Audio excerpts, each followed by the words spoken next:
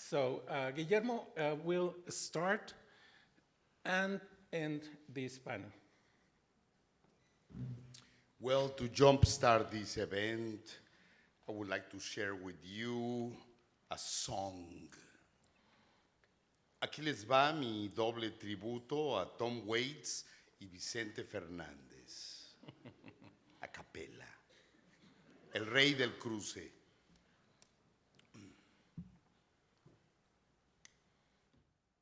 Una hierba en el camino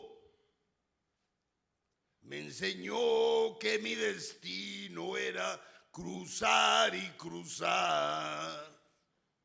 Cruzar y cruzar, cruzar y cruzar. Por ahí me dijo un troquero que no hay que cruzar primero, pero hay que saber cruzar. Cruzar y cruzar, cruzar y cruzar. Con tarjeta y sin tarjeta, digo yo la pura neta, y mi palabra es la ley. No tengo troca ni jaina, ni raza que me respalda, pero sigo siendo de LA. Wow, qué pinche desafinado. Shit. Bravo. Sí, los artistas de performance somos rockeros frustrados y viceversa.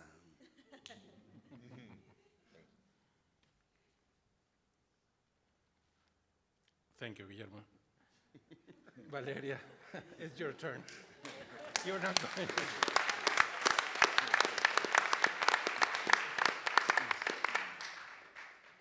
Well, it's always really unfair to read after a poet, especially if he sings his material. But I'm going to read a passage of a novel that I'm working on right now. It's kind of material that's work in progress. And the only thing I guess I should say is that this is a part in the novel where a third-person narrator is telling the story of a trip of 7 children, boys and girls, aboard a train, which could well be the Bestia, the train that crosses Mexico from the south to the border, but could well be any other train. The fragment is called Waiting for the Beast. For 10 suns they traveled afoot. They marched the full stretch from break of day to noon, and then again from the long shaded hours of daytime till the moon was high, or else till the littler ones with flatter feet could no longer take another step. Very often the little ones fell, or throw themselves into the ground. Their legs and feet were not yet ready, not strong enough, not accustomed. But even the older ones with higher arches and thick-muscled insteps could hardly make themselves walk firmly beyond the hour of sunset, so were quietly thankful when others lagged or fell and forced the march to a halt. Once on the ground, ordered by the man in charge to sit in a circle, they all unshod and held their aching footsoles tight in their hands, wondering how much longer before they reached the train yard. Some sat silent, some howled out their pain shamelessly. One vomited behind his shoulder in horror at the sight of his blood-drenched socks and peeling skin. But the next day at dawn, and the next, they'd always stood up and walked some more, until one afternoon at the 10th setting sun, they'd finally come to a clearing in the jungle where the train yard was. The clearing was not a yard, but also not a proper station. It was a waiting place of some sort, much like any other transport station, but maybe also more like some hospital emergency rooms because the people waiting there were not waiting the people usually wait for train. With a little fear and a little relief, they saw countless bodies lingering and loitering, men and women, either alone or in groups, some children, a few elderly, all waiting for help, for answers, for anything they might be offered. There, amid those familiar strangers, they found a spot, stretched out tarp, tatters, and old blankets, reached into their backpacks for water, nuts, a Bible, an apple, a sack of green marbles. Once settled in, the man in charge told them not to move from their spot, and he had drifted to a nearby town, strayed in and out of taverns, to and from sad whores and motel beds, fallen into stubborn arguments, and asked for another drink, dispensing bills and demanding services, hurling insults, then advice, then apologies at sudden foes and instant fellows, then finally fallen asleep, open-mouthed, on an aluminium table, a string of his saliva meandering like a lazy river between domino tiles and cigarette ash. 2 more suns would rise and fall before he returned to the yard, to the spot, and ushered the children onto their train. In the meantime, the children had waited. They sat, butt flat, on yard gravel among strangers, or ventured a little between tracks and waited with the others. Though not everyone in the station, they noticed, was waiting for trains. There were food vendors who accepted as little as 5 cents in exchange for a reused water bottle and a loaf of buttered bread. There were garment traders, letter writers, lice pickers, and ear cleaners, but also priests with long black robes reading words from inside Bibles, fortune tellers, entertainers, tricksters, and penitents. With their eyes and ears, they followed a grim young man who warned them and anyone else willing to listen. Enter you alive, exit you a mummy. Waving a half-missing arm, limb wrapped in soiled bandages, he repeated this deathly sentence like a curse cursed on the children, but delivered it with a wide-open smile while balancing on a track, heel-toe and heel-toe, looking a little like a circus funambulist in the children's towns before their towns were abandoned and the circuses no longer passed through. Then they saw a shame-faced penitent who long ago had planted a seed in a little mound of soil on the palm of his hand, and the seed had become a small tree, and its roots now clutched and twisted around his outstretched hand and forearm. One girl, had almost paid the penitent 5 cents to let her touch the miracle tree, but the others had restrained her. An old blind man had approached them near nightfall and sat with them in silence for a while. Before leaving, he'd stood in front of them like a retired schoolmaster and murmured instructions in the dark. They were complicated and confusing instructions about the trains they'd ride on the journey ahead. He, like the rest of the station people, knew that the safest train cars to ride were the gondolas. He told them the tank cars were round and slippery, that the box cars were almost always closed and locked, and the hopper cars were a death trap you'd climb into and rarely climb back out of. He said the train would come soon one day, and they should pick a gondola. Don't think of home, don't think of people, gods, or consequences, he told him. Don't pray or talk or wish anything. And before bowing goodbye, the old blind man had pointed towards some distant star and said, "Thence outward and away," and repeated, "Thence outward and away." Then he'd vanished in the absolute black. With the sunrise the next day came the chanting men, who flocked in opportunistic bands of 3s or 5s between the groups of waiting travelers, offering shoe repairs for cheap and cloth mending for almost nothing. They chanted 25 for rubber soles, 25 cents for super glue on rubber soles, chanted 20 for leather, 20 for hammer and nail service on leather soles and jackets, chanted 15 for cosmetic repairs and needlework. One of the boys paid a man 15 cents for a hole on the flank of his boot to be parched with a square piece cut out from the sleeve of his own canvas jacket. The rest of the children had called him idiot, called him retarded, called him mule, said he should have sold the jacket or traded it for something better instead. Now he had a parched shoe and a torn jacket, they said, and what good were they for? But he knew the boots had been new, while the jacket was an all passed down, so he quietly swallowed their disapproval and looked the other way. In the yellowing light of the afternoon, a witch woman with a wart-spotted neck and an abandoned carpet face appeared like a shadow before them and grabbed for their palms, foretelling demented bits of stories that they could not afford to hear complete.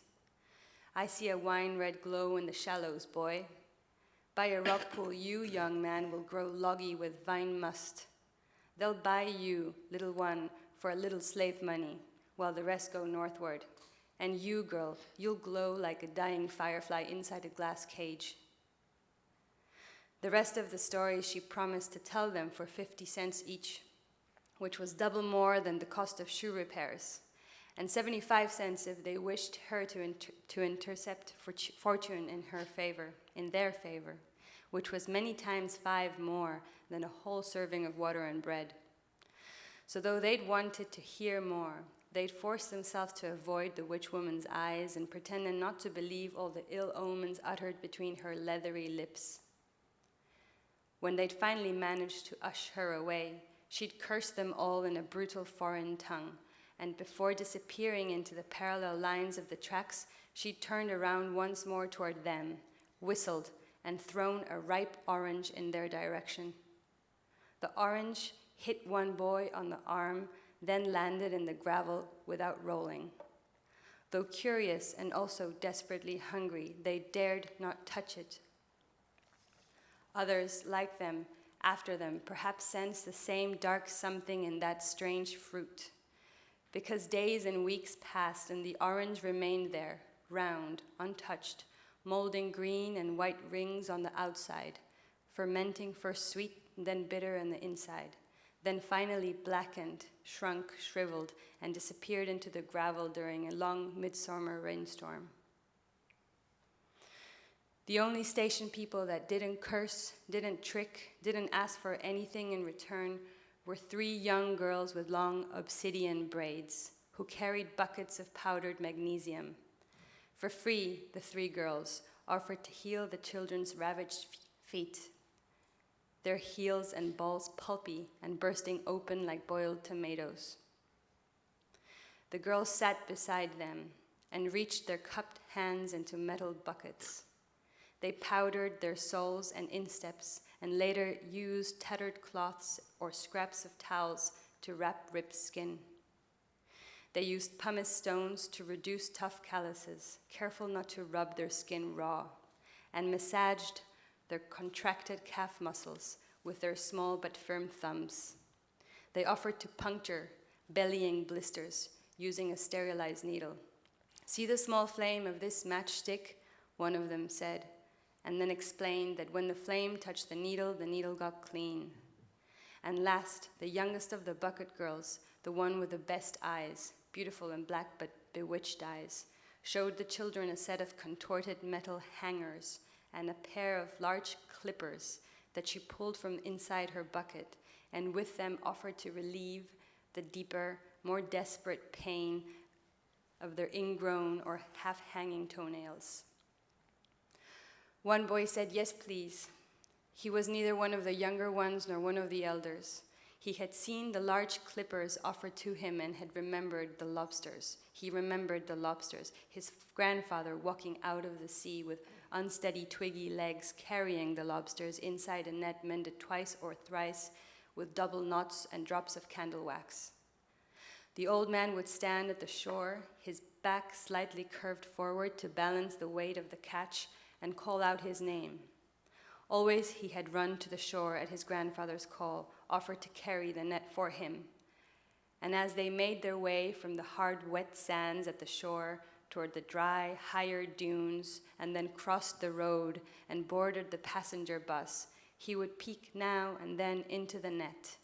He'd observe that death nest of lobsters, crawling over lobsters, speculating how much will we earn, counting how much did we catch, watching the little beasts opening and closing their pincher claws as if they were all uttering silent, sad thoughts to each other. He had never made much of the lobsters they caught, those slow, dumb, but eager and somewhat sexual sea monsters that they would later sell in the food market for 10 coins apiece. Yet now he remembered them and missed their smell of salt and rot, their perfectly articulated small bodies inching pointlessly across the concave net space. So when the girl showed him the clippers, he raised his hand and waved, and she came and kneeled in front of him holding the clippers to his toes and looked into his eyes with her black bewitched gaze and told him don't worry, though she was worried and her hand trembled a little. The boy closed his eyes and thought of his grandfather's bony brown feet, their swollen veins and yellowing toenails. Then, when the metal instrument pierced first hesitantly, then more firmly into his skin, he had wailed and cursed and had bit his full lower lip. The girl felt the resolve of determination layering over her fear as she pierced the skin, and her hands stopped trembling. She deftly clipped and cut the broken toenail, biting her lower lip too, for concentration, or perhaps for empathy. In his mind, the boy cursed her while she cut and twisted, but in the end he opened his eyes and wanted to thank her, teary and embarrassed, looking up into her black, steady eyes. He did not say anything when she said she was all done and good luck and always wear socks, but he smiled. He searched around for her the next morning when they finally boarded the gondola, but in the sea of heads in the distancing train yard recognized no one. He looked up at the barren sky, the leaves sweeping by, the constant blue deep above him, and wondered, do gods float up there? And which gods float, and which gods to worship up there? And he looked long and hard for them, but there were none. Thank you.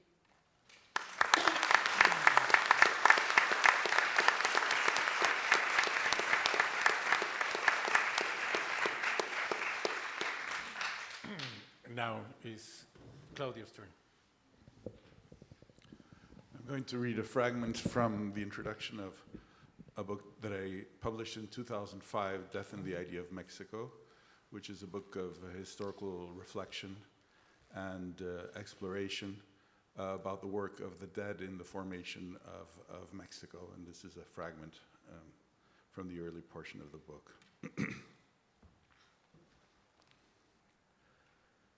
Rather than becoming a proud and powerful empire, Mexico was bullied, invaded, occupied, mutilated, and extorted by foreign powers and independent operators alike. The Times of London displayed this abject condition in its quietly superior style. I quote, "A decree has been published by Santa Anna prohibiting, under pain of death, all foreigners from invading the territory of Mexico on their own account." Close quote. The feeling of vulnerability that prompted this decree of 1843 turned to desperation just a few years later, when over half the territory was lost to the United States and the nation was left mired in internal divisions. If Mexico was one of the world's first modern nation states, it was also the first to shudder at the spectacle of an untimely death. Following a tradition of moral commentary that portrayed death itself as the child of sin, political commentators framed the disasters that befell the young republic as divine retribution for the nation's sins, especially the sins of ingratitude, lack of brotherly love, and lack of regard for one's parents. The most emblematic of these was the parricidal executions of Mexico's two liberators, Agustín de Iturbide and Vicente Guerrero, the twin acts that played a role akin to original sin. And yet, despite the pollution of parricide and against many a dire prediction, Mexico survived as an independent nation. Rather than a triumphal devotion, Mexican nationalism is the tentative and self-conscious cult of a survivor, a testimonial to the endurance and viability of the post-colonial condition. The nature of this survival is worth pondering, for Mexico, compared with other countries, has the deepest and earliest world historical experience of itself as a post-colonial and post-imperial nation.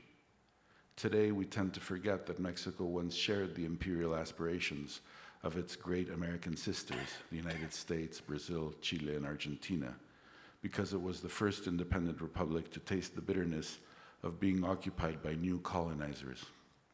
And yet, like Haiti or later Bolivia, Mexico survived the feeding frenzy of the great empires, and it did so with a flourish that shook Europe's conscience. Indeed, the declaration of Mexico's second post-imperial independence was authenticated with an act of regicide, the execution of Maximilian of Habsburg in 1867, while Mexico's birth certificate, as the first true post-colonial nation, was signed by Victor Hugo himself, who in his published letter to Mexican President Benito Juárez tipped his hat to Mexico's bitterly won freedom. Quote, "And one day, after 5 years of smoke, dust, and blindness, that cloud lifted, and 2 empires laid in the dust. No monarchies, no armies, only the enormity of the usurpation in ruins, and on this horrible rubble, one man standing, Juárez, and next to him, and next to this man, liberty." Hugo proposed forgiveness and clemency for the second founding of this post-colonial nation, and he called on Juárez to spare Maximilian's life. Quote, "Let the violator of principles be saved by a principle. Let him have his happiness, this happiness and this shame, that the persecutor of law be saved by law." But Juárez chose instead to remain true to the death sign and to present Europe with the spectacle of its own death, just as Mexico had been forced to ponder its mortality. The execution of Maximilian of Habsburg at once certified the resilience of the post-colonial condition and sent a shuddering premonition of the end of post-colonial empires. Purgatorius. The peculiar structural position of Mexico's death cult is further clarified when we compare it with the specters that haunted the United States in the same period. For Mexico's territorial loss was the United States' gain, and Mexico's fall from the gallery of honorable republics was the United States' elevation to an imperial category. After their transfer from Mexico to the United States, the territories of the American West became the stage of the twin spectacles of progress and extinction. W.J.T. Mitchell provides a most striking account. Quote, "The western plains of the 1870s were littered with the bones of buffalo slaughtered by cowboys and professional hunters as a deliberate strategy for destroying the Indian way of life and replacing it with the civilized pursuits of cattle ranching and mining.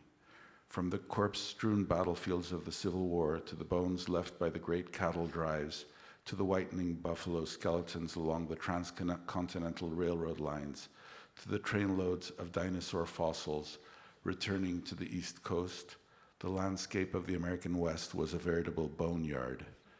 The mythic period of the American frontier in the second half of the 19th century might well be called the Age of Bones." Close quote. It is in the wake of this process of creative destruction that the American fascination with dinosaurs emerged. In his masterful study of the life and times of the dinosaur, Mitchell has argued that the dinosaur, a family of fossils that was discovered and invented in the 1840s, is the rightful totemic animal of modernity. Its astounding combination of fierce monstrosity and obsolescence, its overpowering gigantism, its subdued reliance on scientific and technological reconstruction, and its metaphoric relationship both to the appetites and to the destruction of modernity provided the dinosaur image with a unique conceptual fertility. Mexico had no comparable obsession with dinosaurs at that time. Rather than the bones of animal species that were extinct, close to extinction, or recoverable from extinction by virtue of the powers of modernity and empire, it was the bones of dead caudillos that were being recovered in the final quarter of the 19th century, brought into Mexico City's new Rotonda de los Hombres Ilustres, and reconciled in death. Porfirio Diaz himself set the example in his colossal commemoration of his erstwhile rival and competitor, Benito Juárez. It is one of those curious coincidences in the history of naming, objectively meaningless but metaphorically awesome, that the first mammalian successor of the dinosaur was a relatively small scavenger known as the Purgatorius, an animal whose horizon of historical reference is the decline of the dinosaur. Purgatory is certainly the metaphor of choice for the post-imperial and post-colonial nation, a place in which sins are expiated for an undetermined length of time until judgment comes and the purified soul or nation is raised to glory. As the first specimen of that particular species within the family of nations, as the first post-imperial and post-colonial nation, Mexico finds better representation in the small scavenging Purgatorius than in the imperious dinosaur. Thanks.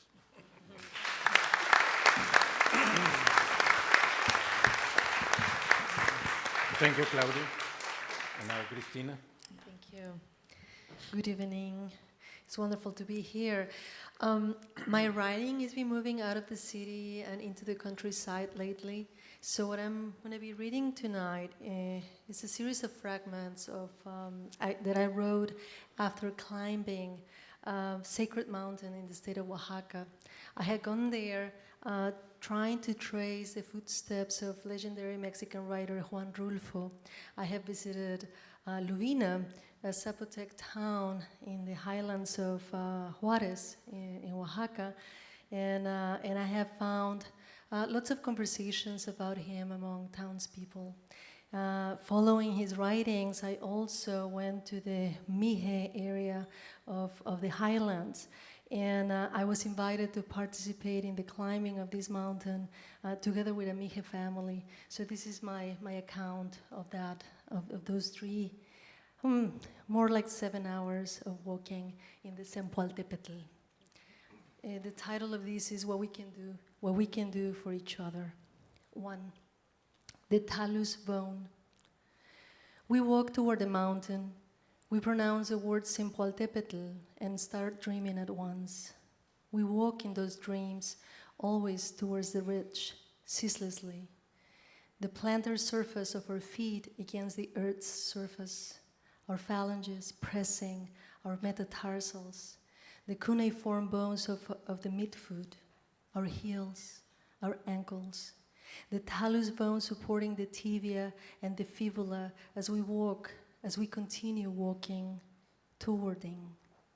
This is the Achilles tendon against the terrestrial planet, a jumble of ligaments, soft tissue, bones, movement. This is the footstep inside a word that means a 20-mountain chain in Nahuatl. It's been years, entire centuries perhaps.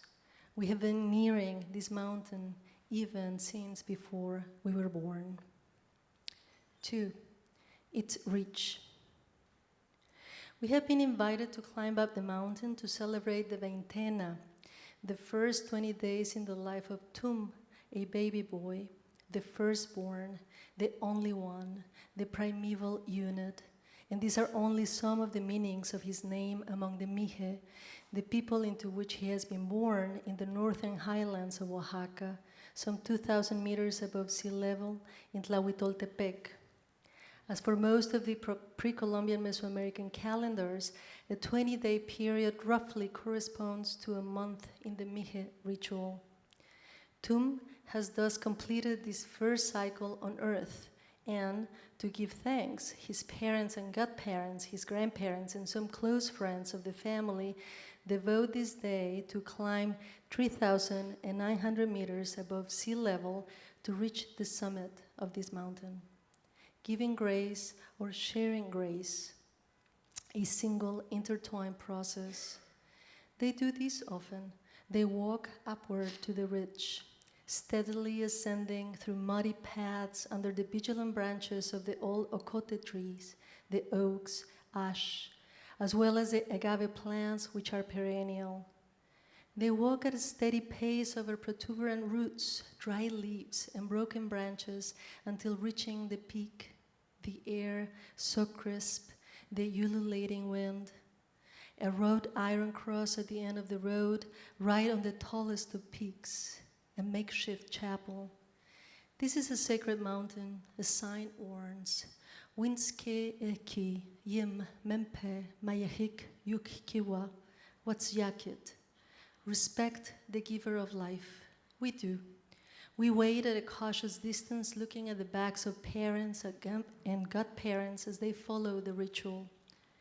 If it is possible, the mountain, which is all-powerful, will help you, we are told as we walk down its slopes hours later. But if it is not possible, if it escapes its reach, nothing will help you, not even the mountain. We hear, and then we nod. A subtle cracking of knees as we descend and stumble over pebbles, puddles, dry leaves. 4. Our sense of smell. It all starts too soon in the early morning. It's cold in Tlahuitoltepec at dawn and at dusk, as it pertains to the villages of the highlands. We are lucky it is sunny outside, a clear, crisp day of mid-July. How unlikely. We wake up and get up almost at the same time. We have hardly finished dressing when prompted to walk to the neighbor's house. It's getting late, we are told, and we are late indeed. We are late for when we arrive to our friend's aunt's house, the crew has begun the ritual already.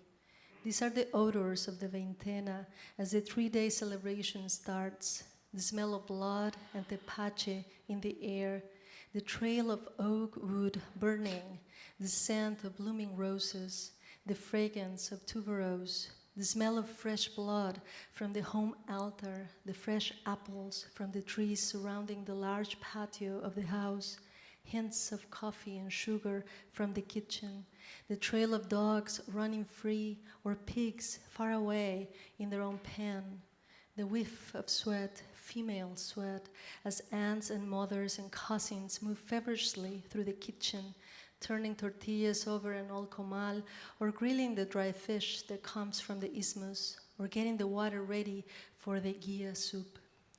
The waft of blood, animal blood, blood and tepache and mezcal, poignantly, is just an adverb.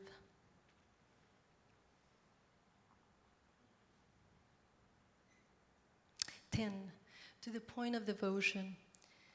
The spectator comes to the theater to witness how actors wear themselves down, claims Valeria Novarina. It is through physical wear that the bodies of actors approach truth or truthfulness. This is the only contact that takes place on countless scenarios. Something is about to be told. Who comes to see us as we climb up the mountain and, out of breath, reach the top just to witness from afar, at a culturally cautious distance, a ritual that involves the sacrifice of domestic animals? Whose eyes see us sideways or otherwise as we exert ourselves to the point of faithfulness? For whom do we launch this procession, physical in form and spiritual in content, and vice versa, across space and over time? Is it for nothing, really? Is it for this minuscule, itinerant tribe we conform as we walk the plantar surface of our feet, firmly grasping the earth's surface, and continue walking this truly glorious summer day? Is it for the walking in and of itself? Is it for our limbs, our 2 lungs, our alveoli, our 33 vertebrae? We exert ourselves not to death, but to life. We wear ourselves down, not to the point of exhaustion, but devotion. 11, the opposite of loneliness. There is no solitude in the mountain. How many men, how many women have set foot on this path, opening this path, building this path, way before we put our shoes on and started walking? The history of this procession goes back to pre-Columbian times, when Condoy, a rebellious Mixe king, found refuge in a mountain cave. Here he healed his wounds and regrouped his forces. The mountain, where he had been born together with his sister out of an egg, took care of him. It was within its reach.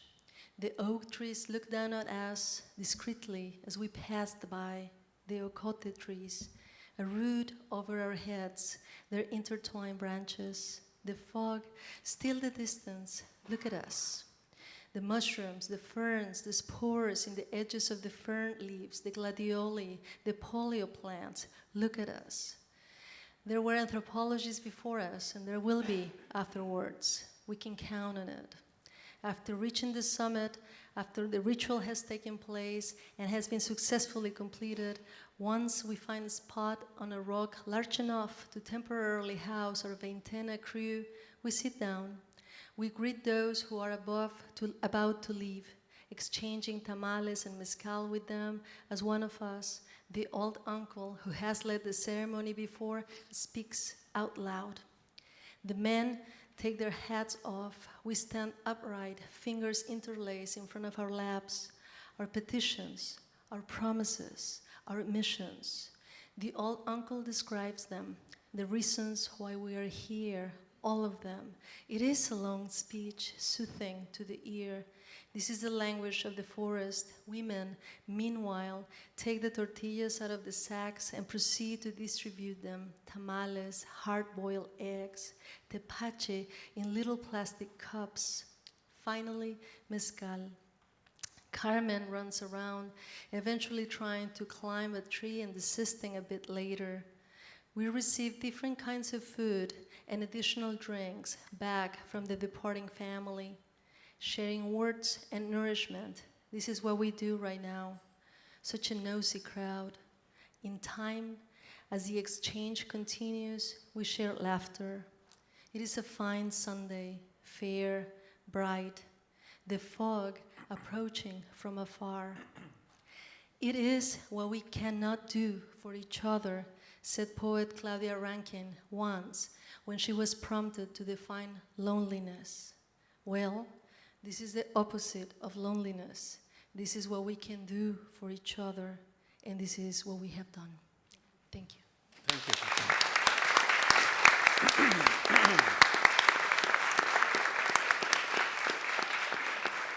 Well, now it's my turn. I'm going to read the last bit of my book, Every Night I Must Die, that tells the story, among other things, about a man called Henri Donadieu, a Frenchman who opened El Nueve, seminal bar in Mexico City in the 80s, very important for music, underground, and gay culture. At the end of the day, it's worth asking, how much does the city owe to Henri? For me, he's a hero. His cultural project triumphed, and those of other people like him. Today, Mexico City is very attractive to music industry. The number of concert venues has multiplied from large-scale stadiums to small auditoriums where the new generations listen to Madonna or Patti Smith, Arctic Monkeys, or Arcade Fire. But above all, it's a city where musicians and bands thrive. It is the city of Café Tacuba, Instituto Mexicano del Sonido, and Natalia Lafourcade. The gay activist organizations remain a disaster, but a few years ago, Mexico City approved marriage between same-sex couples. One of the few gay weddings that I have attended was in a party venue in one of the city's most expensive buildings. Manuel and Fernando married in the presence of their families and their work colleagues, many of whom are in the Mexican diplomatic service. It was a very significant event. Manuel was suffering from cancer and, among other things, made a statement about who would be his beneficiary in the event of his death, and which, in effect, happened just a few months later. The passing of the law also served to diffuse the demonization that still hung over homosexuals. According to opinion polls, a little over 70% of Mexicans do not agree that homosexuals should be granted the same rights.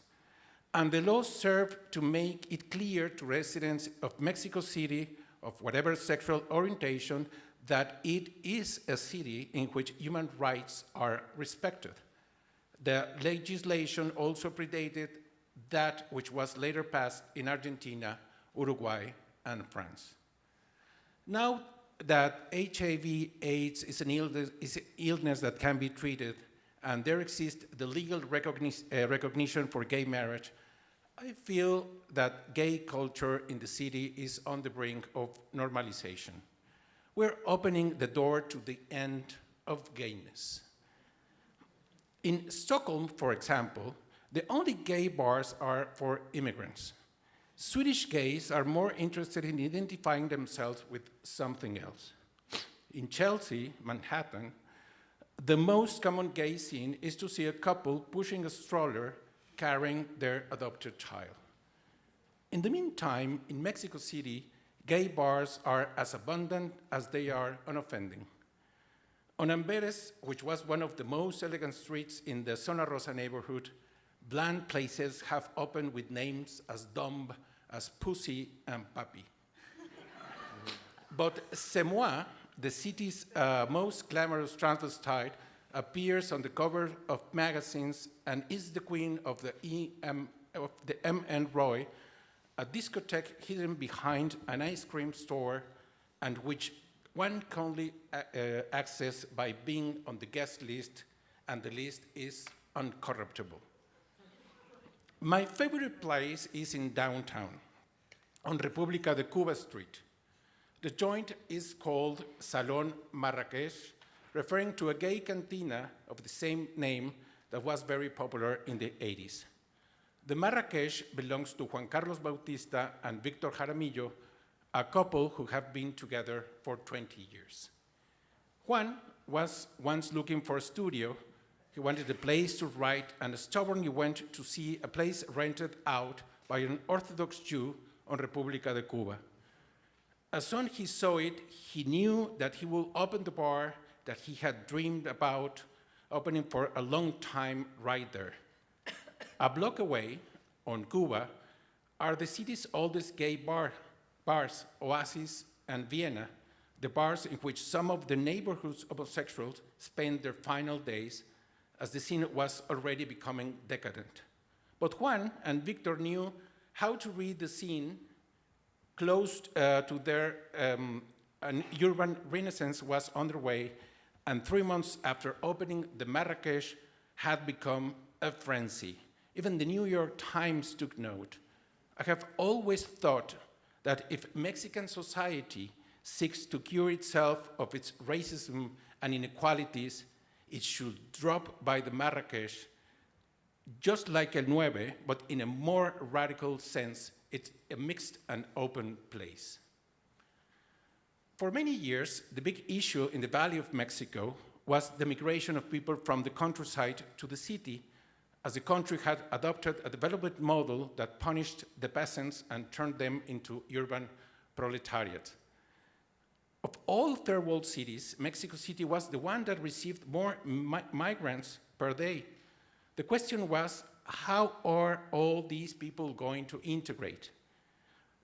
But that trend came to an end in the 80s and the 90s. The migrants started going to the United States due to depreciation of the currency, in addition to inflation. The city stopped growing, and somehow the vast territories inhabited by millions of people who came from the countryside became the dominion of the middle classes and part of the city. They are the sons and daughters of, or the grandchildren of those migrants that dance, drink, and hook up for Thursday to Saturday in El Marrakech. And it has to be said, they're the best looking. The tattooed revolutionaries, the citizens of the world that follow a fashion or invent their own. Here they get together with some preppy kids that escape from the more elegant neighborhoods, but above all with the rest of the middle class that was already in the city. An always exciting moment in El Marrakech is when the DJ, Pavel, plays Puto, Fagot, by Mexican band Molotov. And people began to dance when they heard the first verses, que muy machino, muy machino, marica, nena, más bien putino. And they start jumping and shouting when the chorus comes around, puto, puto, puto, puto, faggot, faggot, faggot, faggot. It's a wonderful way to appropriate an insult and convert it into a hymn of identity that is sung with a beaming smile. The other day in El Marrakech, I was reminded of El Nueve. I had gone there with some friends and we were all nursing a personal drama that seemed so important, but which nobody remembers now. Our usual place is at the bar on the left-hand side. When the music gets good, the more exhibitionist ones come over to the bar, and one has to give them a hand so they can get up on it and dance. That day, we sang, drank, and when we were really drunk, went back to my apartment. We were accompanied by Gamaliel, Gama, a talented wardrobe artist who sometimes liked to dress differently. He was sporting a look inspired by Madonna's earliest incarnation, with a scarf around his head, a Versace shirt, denim shorts, and two-tone patent leather flat shoes. His hair was long and gray, and that night he wore it crimped, an 80s look that leaves the hair spongy and wavy, like a cloud. His was a gray cloud. He also had a goatee beard and looked like an elf, like a fairy. Once back at home, I felt my perception dim to a bubble, but a thread of mental clarity allowed me to think that this city, Mexico City, is still capable of regaling us with theatrical and excessive nights, such as those spent in El Nueve. We talked about who knows what. Gama and the others stayed with me until I shut my eyes and fall asleep. When I woke up, my friends had gone. Gama had left behind some shades with imitation tortoise shell frames encrusted with fake diamonds. I put them away in a drawer. Sometimes I take them out and put them on, walk to the window and look out, thinking that the new generations will no longer be able to see the city through these same glasses. We win some, we lose some. Thank you very much.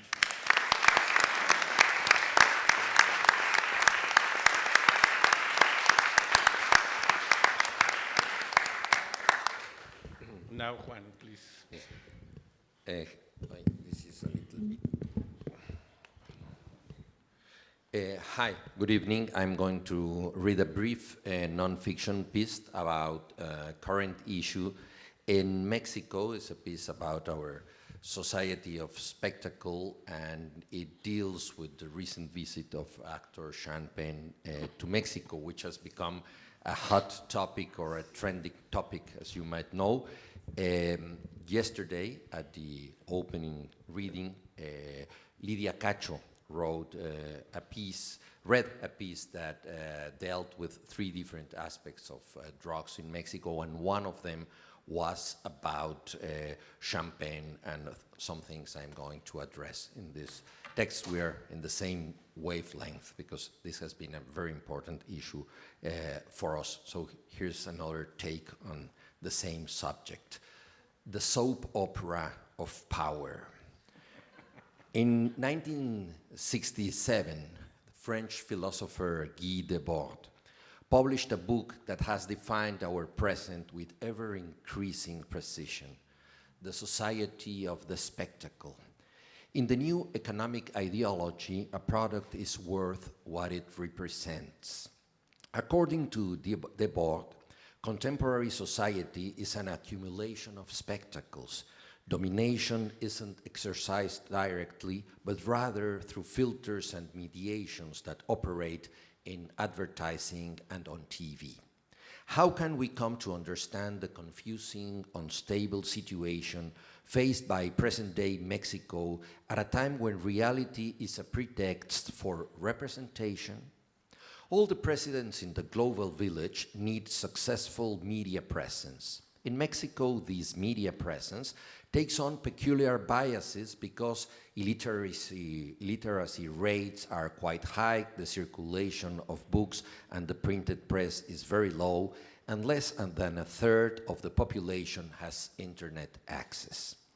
The collective unconscious is subjected to the production criteria of reality shows, soap operas, and other versions of commercial TV.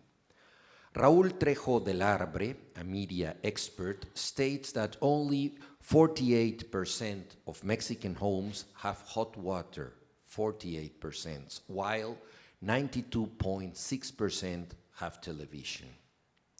The executive and judicial branches are hardly strangers to the temptations of TV, whether in promoting their own achievements or in creating representations and passing them off as realities.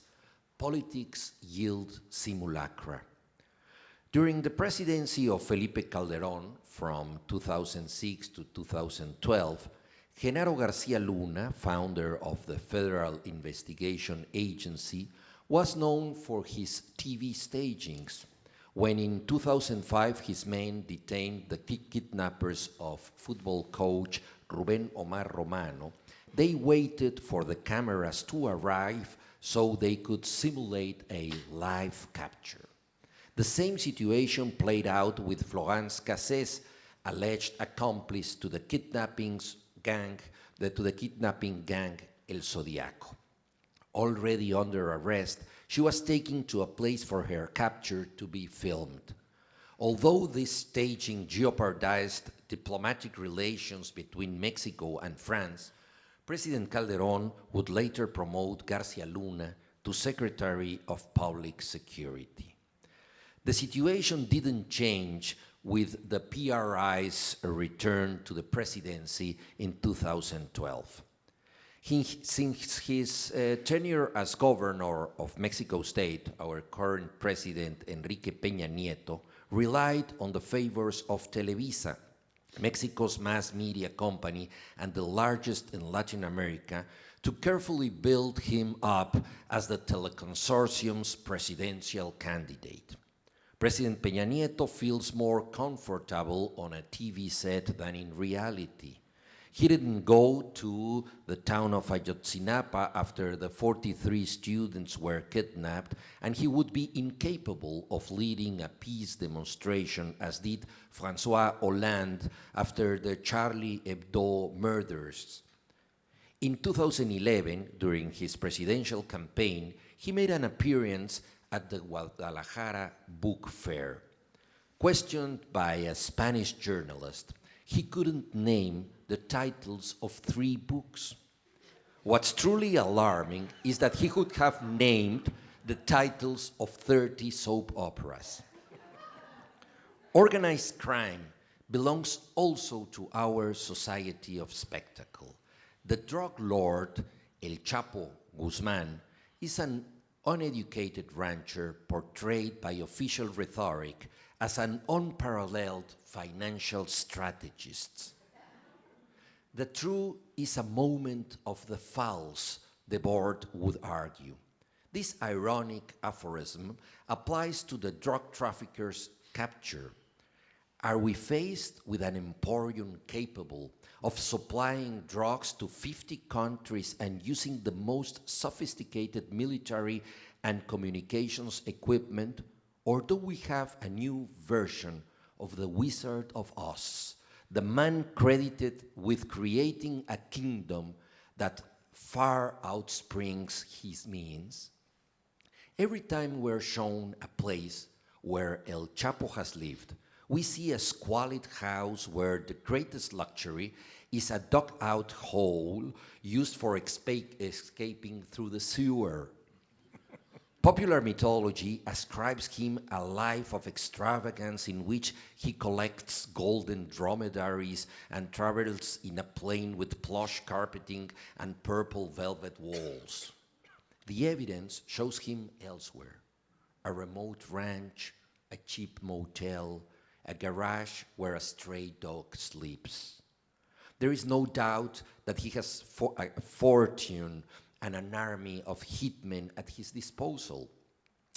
But it's difficult to see El Chapo as the person responsible for money laundering plots that pass through London banks, travel to offshore Caribbean paradises, and return to Mexico by means of apparently legal companies.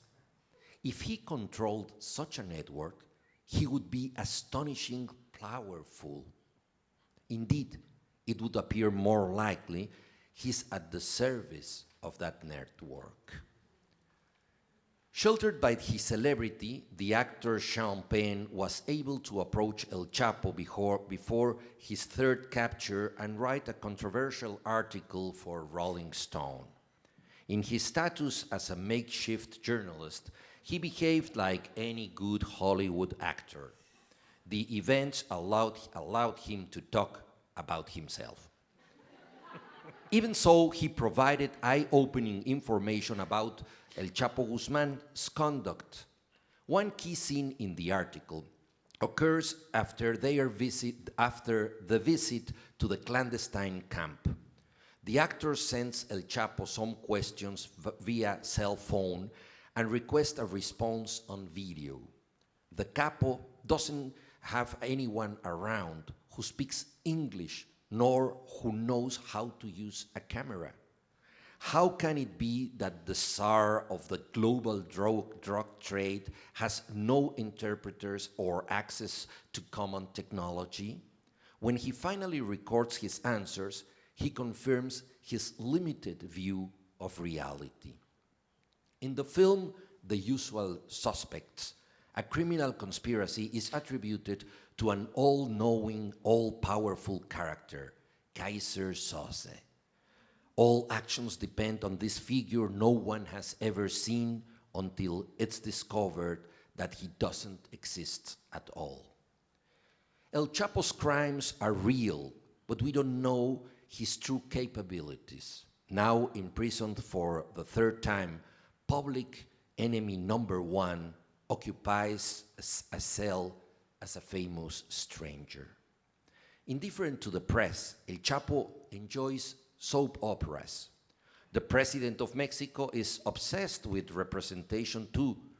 Married to a soap opera actress, he was embroiled in the scandal of the Casa Blanca, literally the White House, the mansion that our First Lady claimed to have bought with almost $5 million she presumably obtained from her voluntary termination of her Televisa contract. The tangle suggests a traffic of influences between the president and the television consortium that has so heavily supported him and which was exempted of paying taxes when analog frequencies were converted into digital ones.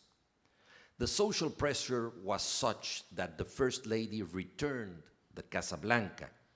Before the cameras, she played the part of an indignant woman. This staging was intended to solve the situation.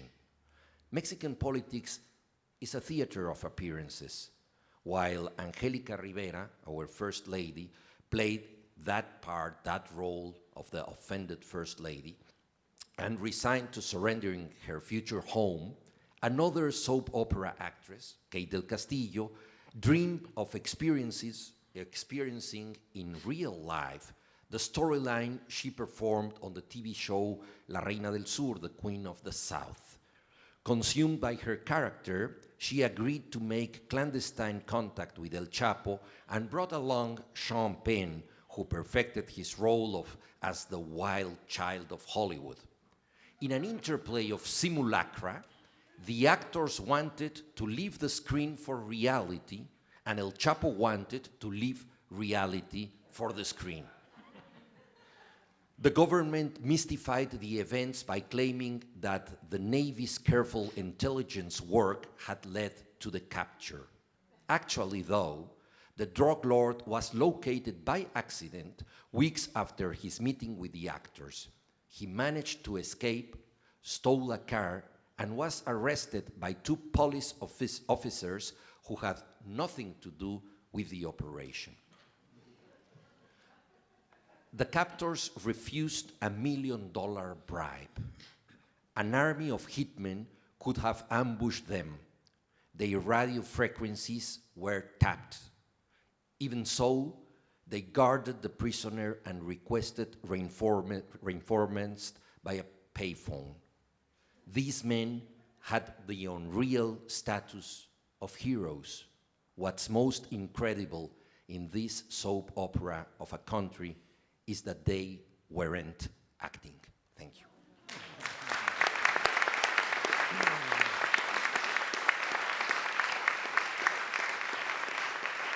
And now for the final and closing reading, Guillermo Gómez-Peña. Welcome.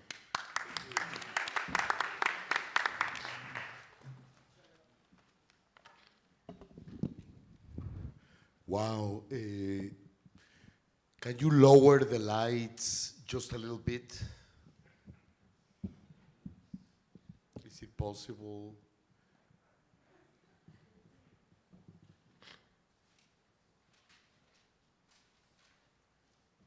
Thank you.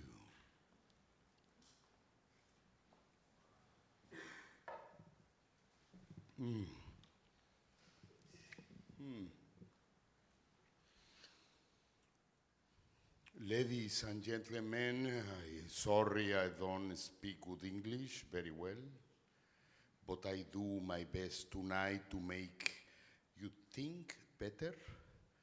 I try to fuck with your mind. Thank you very much.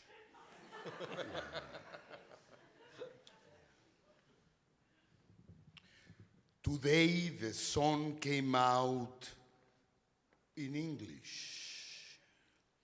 The world spins around in English, and life is just a melancholic tune in a foreign tongue, like this one.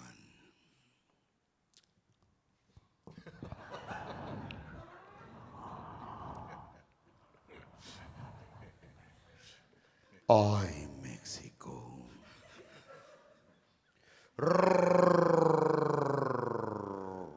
Romantic México. Amigo country para el gringo desvelado. Tijuana caliente, la O. Mexicali Rose para el gabacho desahuciado. El Paso y Juárez. Ciudades para encontrar el amor. Amor que nunca existió. Ay, México. Romantic México. Paraíso en fragmentación. Mariachis desempleados, concheros desnutridos, bandidos alegres, beautiful señoritas, mafioso politicians, federales que bailan el mambo, el ranchero, la cumbia, la zambia, en tropical skyline, spread on the wall. Dare to cross the tequila border. Dare to cross the line without your copper tone. Transcorporate breeze, sponsored by Turismo. Crunchy nachos to appease the hunger. Tostada Supreme para aliviar las penas. Enchiladas y mac fajitas. Peso little it's so grande. Where else but in Mexico? Ay, Mexico.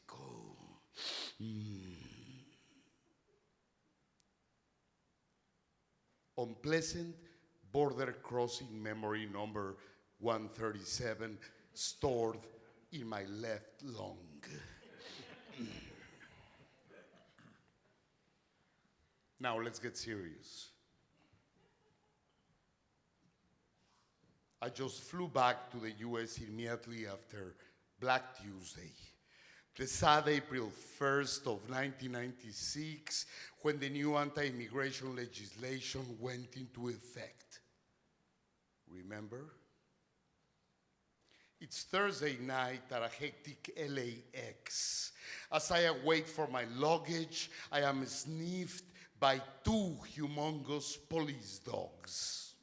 A typical US welcoming ritual. A border guard approaches me and escorts me to a private room. No big deal. I always get stopped because I've been told I just have this archetypal, suspicious Latino look. A cross between a border dandy and a crime boss. Excuse me, sir, where are you coming from? Mexico City, I replied. Why, he asked. What do you mean? Why Mexico City as opposed to Hong Kong? Or why am I coming back? Because since I live here in California, I am condemned to always come back. He finds no humor in my logic, no logic in my humor. So what do you do? He asks. Performance art. What the hell is that? Well, your body is the site for your artwork. Sir, I'm asking you, what do you really do? That's an ambiguous question. You mean you want me to describe my aesthetics and cosmology? Or are you simply implying I am lying to you? So he's now visibly upset and demands to see an extra ID. I show him a press card. I thought you said you were an artist. Now it turns out you are also a journalist. Yes, and many other things as well. Or is it illegal to hold multiple professional identities? So what do you write about? Crossing borders. You know, US-Mexico relations, immigration, situations like this one. He pauses, looks at his German sheepdog, and then continues more aggressively. So what do you think about your country's government being so involved with those big-time drug dealers from Juarez and Tijuana? His question has a tail, and I decide to step on it. It's bad, I say, but what about the fact that there is evidence to suspect that the drugs coming from the Contras a decade ago were introduced to communities of color via the Los Angeles Police Department? He takes a step back. Where do you get that crap? Well, it was international news last year, I replied. But nowadays, drugs are mainly coming from Mexico. So his insistence in demonizing Mexico really sets me off. Sure, I answer, precisely because there is a huge demand here in America. Or are you so naive as to think that the production of drugs creates the market? He doesn't get my point. Neither do I. Instead, he writes a mysterious note and sends me to secondary inspection, where I spend the next 2 hours watching a bored customs agent inspecting every inch of my nomadic identity kit, including toiletries, props, costumes, performance props, my phone agenda, and all because of my big mouth and my thick mustache. Postscript. A decade later, I decided to shave my mustache. I wanted to confront my fear of losing my mojo. Thank you.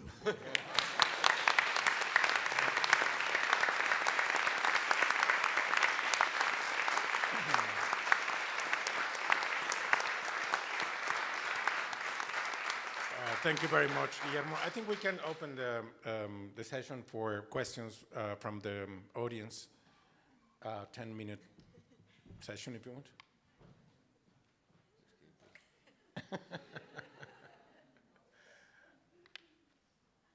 Or not?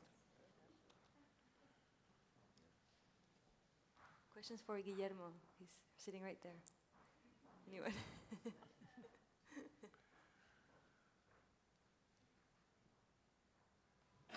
Well, if, okay, over there. Thank you very much for this opportunity. I want to ask if you see a difference, or what's the main difference between the vision of Mexico that Mexicans have inside the country, and since some of you live here and travel here often, what's the difference between the vision of the U.S. of Mexico in light of the recent events, political and social events in the country? Thank you.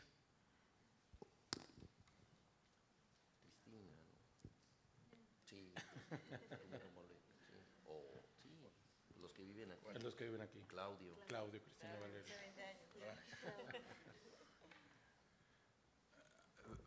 The short answer is I don't know. Yeah. I don't know.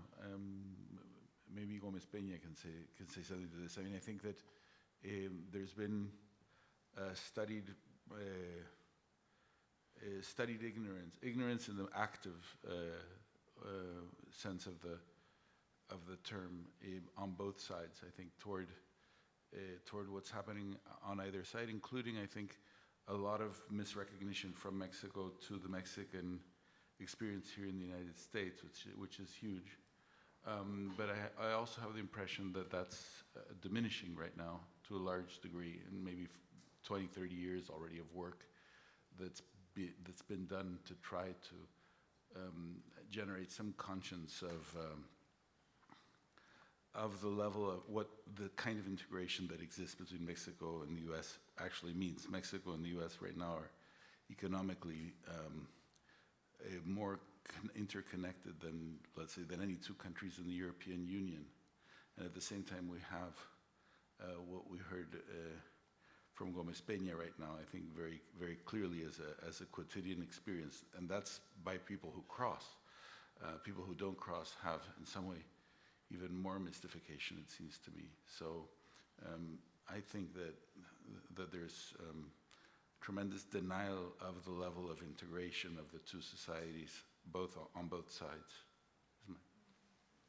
Just very briefly, I would say that Mexico looks much larger from the United States. Borders are continuously moving and very slippery.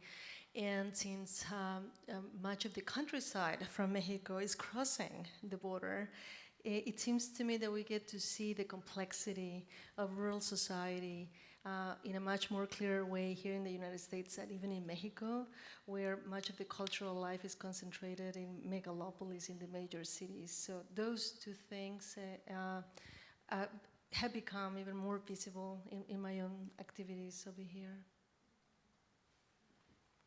I would only ask, just very, very briefly, add to something that Claudio said. Like when NAFTA came into place in 1994, a deep economic integration began, but the integration, not only integration, but the movement of merchandise in the region, but the movement of people, although it has happened, is still blocked by all sorts of agents and laws, and so I think it's been, and it still has to be, a more grassroots effort to integrate the societies beyond the economic integration of the region.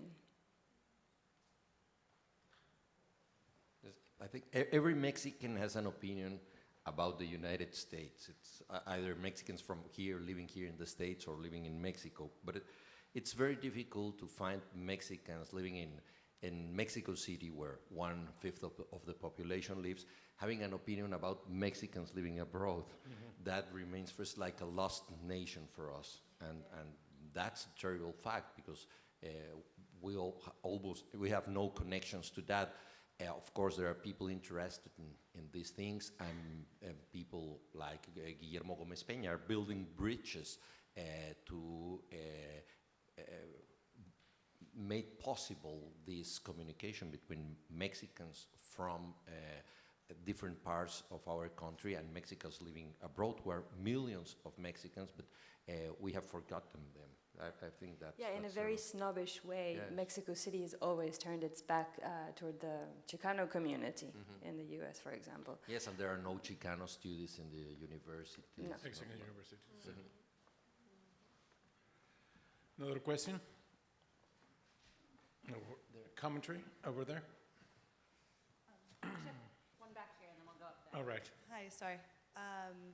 I actually wanted to ask a little bit about, because you mentioned the differing rates of literacy and you know, the media going through the television and so forth, and I'm wondering in terms of, I guess, kind of a duality of journalism, or a duality of the existence of journalism within Mexico, because on the one hand, I know that Mexico as a country is one of the most dangerous places for journalists for multiple reasons. And yet at the same time, you know, most recently, I think it was only last week, that the committee that was supposed to be investigating what exactly happened with Ayotzinapa reported that because of multiple reasons, and that I won't go into, but also because of a media attack on the researchers themselves, that they had decided that it was impossible to do the task that they were supposed to do. So I kind of wonder, as writers and journalists, and in that context, how does that split within, you know, journalism itself in Mexico affect the reckoning of Mexico, I guess? Well, it's a tough situation because in the last 25 years, more than 100 journalists have been assassinated in Mexico. And just in one state in Mexico, in Veracruz, during the tenure of current governor who has been 5 years in office, Javier Duarte, 15 journalists have been killed. And according to Article 19, an NGO organization, more than 300 menaces or aggressions to journalists took place just in the last year. So it's very difficult, and in this gathering, Lidia Cacho is taking part, and she has suffered this kind of attacks because of her journalistic investigations. So it's a terrible thing for journalism, although the national papers have not a widespread audience. For example, a national newspaper from Mexico City like El Universal or Reforma is printing maybe 100,000 copies at the most, and well, of course they have their websites and so on, but there's just a few amount of Mexicans reading the papers, but anyhow, this is extremely dangerous because all kinds of societies, they have this kind of inner border in which the money that comes from crime takes the aspect, the facade of being legal money. The people who are laundering the money for the narcs and the arms smugglers and so on.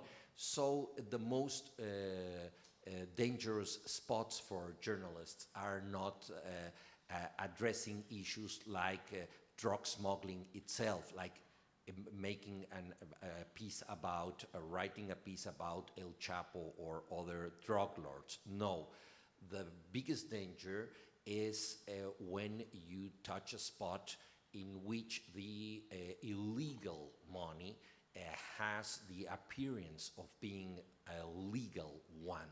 That's the most difficult zone to address in journalism.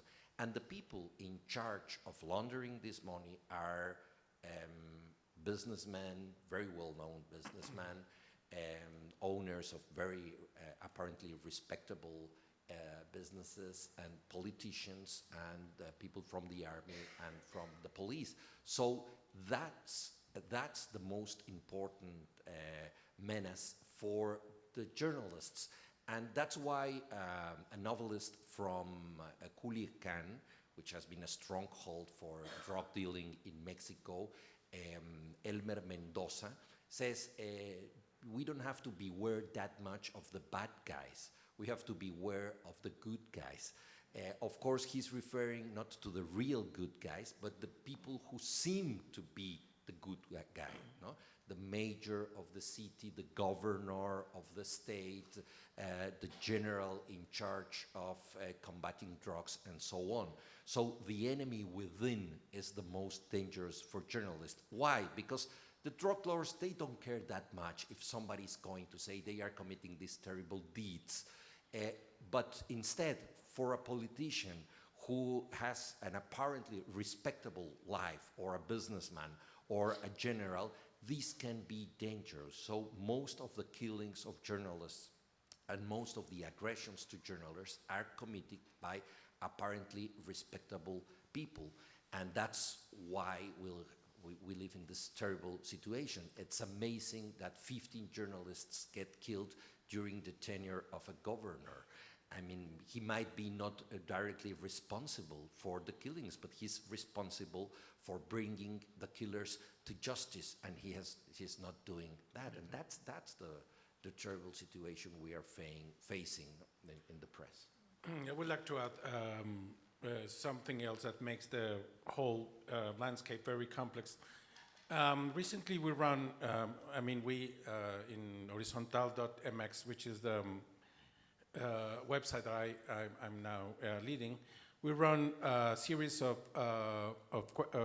questionnaires to journalists, and we ask them many questions about Mexican journalism. But the thing is that there was a great sense of pessimism. Perhaps for many journalists, this is the worst moment in many years. In Mexico, there was a great hopes in the 90s. The country was undergoing a liberalization. Press was really interesting and investigating, but now it's very bad. It's not only violence, it's not only corruption and impunity, but also the media owners, they are in cahoots with the government. I mean, you see the first pages of national newspapers, and they are telling a complete different story of what's going on in the country. So, and then you have an independent bunch of journalists trying to make sense of what's going on in the country, and they are obviously the ones who are suffering most the situation now. So it's really, really bad.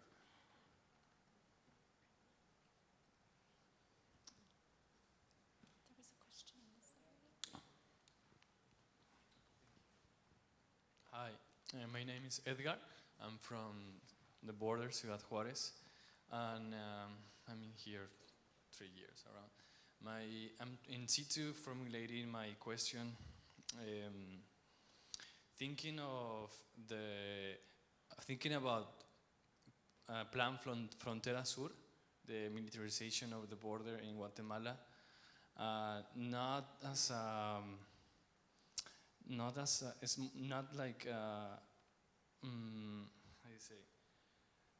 like complicit. It's more like complicit from the U.S. government. It's something like being a border being militarized, and it's not like Mexico imposing the militarization in the borders, but it's more like incomplicit with the United States militarization. And I was concerned about also like the soldiers, like how the militaries end up being soldiers, perhaps because of the economical situation, and like who are ending these soldiers, like why do they end up being soldiers, and how can we like approach them, or like what can we do to make them aware like what they are doing? I mean, it's like a in situ question that I'm doing here.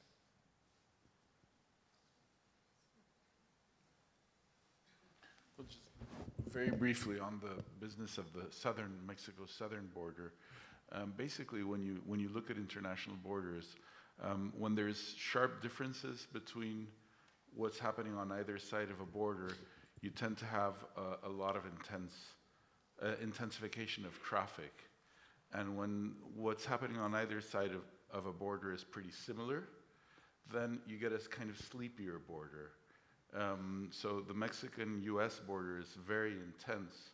It's the most highly traversed border in the world in every kind of traffic, including telephone traffic, every kind of traffic, in part because the differences between the U.S. and Mexico are large, and so it becomes a very dynamic, very active border. The differences generate activity, as opposed to, let's say, the U.S.-Canada border, where they're more similar. So, yeah, you do have trans-border activity a fair amount, but it's less intense than it's sleepier, to put it that way, than the U.S.-Mexico border, which is much more intense in terms of traffic.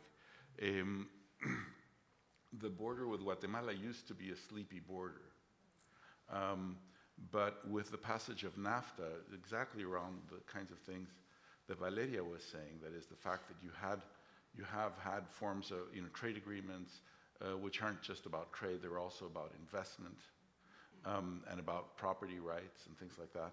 The liberalization of trade, property rights, investment laws, but not liberalization of migration, of movement of people, which is what NAFTA was, in some way moved some aspects of the work that the U.S.-Mexico border has done historically south to the border with Guatemala. So that's why you get this impression, which I don't think is wrong, that the work that's being done on the Mexico-Guatemala border is an aspect of the historical work that was done always on the U.S.-Mexico side.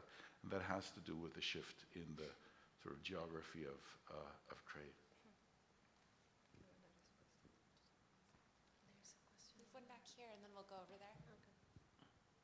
At times it feels, when we talk about the problems, overwhelming, beyond overwhelming.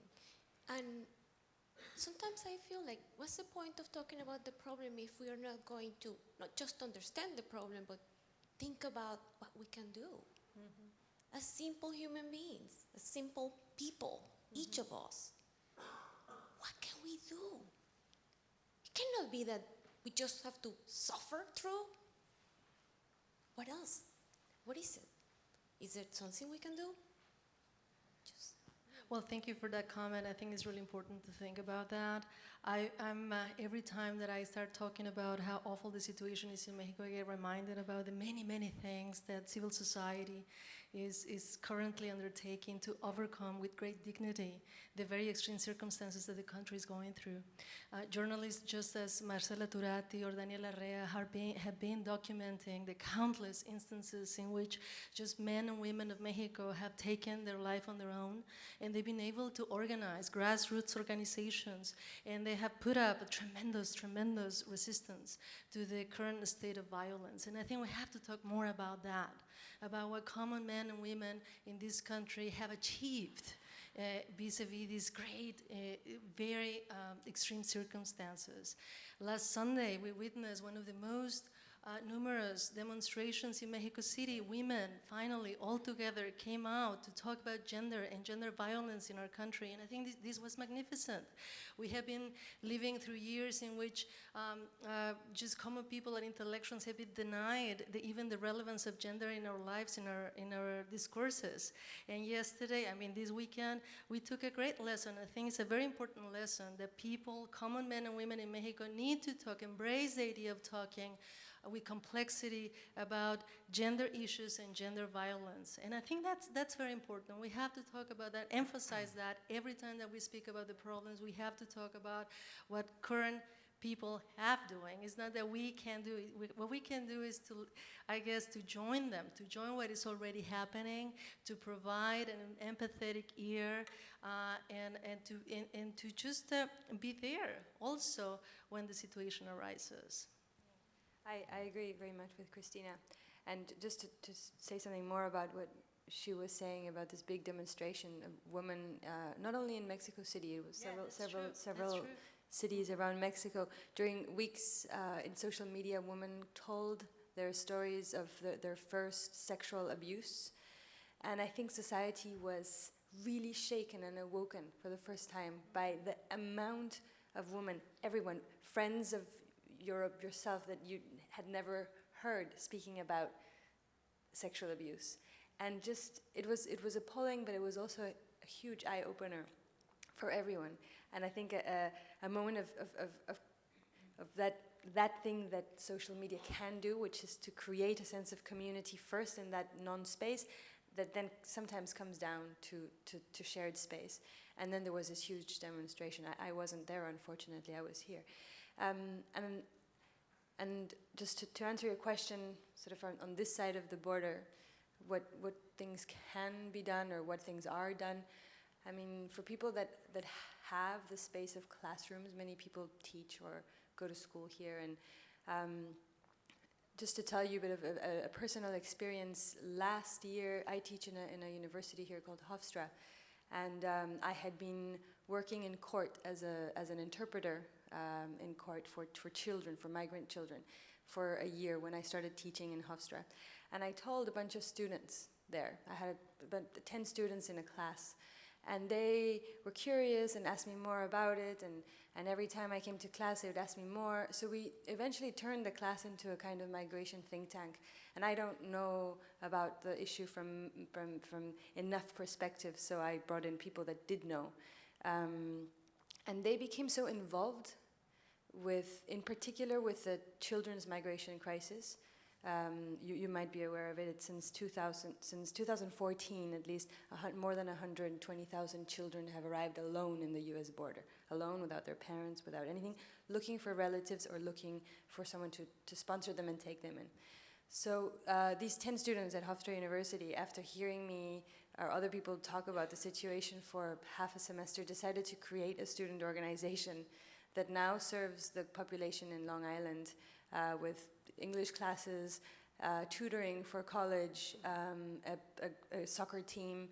And it's always grassroots and it's always small scale, but they're doing something heroic, according to me. And if students in other New York universities and then in other US universities did the same thing for the migrant communities of children that are arriving in the country, they would start to fill in that huge gap that we're seeing.